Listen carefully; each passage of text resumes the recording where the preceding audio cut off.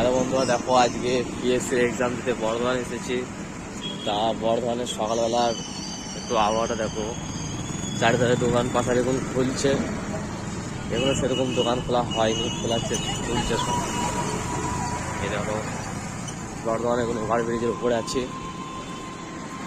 Overbridge পুরাই এখন ফাঁকা বলতে গেলেই চলে। তো এই সকাল হলো 6:20 বাজছে, এখনো শীত সেরকম ঠান্ডা হয়নি, কিন্তু তাও ঠান্ডা লাগছে, কি আর বলবো। দেখো বাড়িতে মনে হচ্ছিল যে ঠান্ডা হবে না সেরকম, তাও ঠান্ডা হচ্ছে। বন্ধুরা, আমরা এখন যাব বর্ধমান নেহেরু বিদ্যা মন্দিরের কাছে, নেহেরু হাই স্কুল। দেখি চলো যাই। ওভার ব্রিজের কাছে আসি, এই ওভার ব্রিজের সাইডে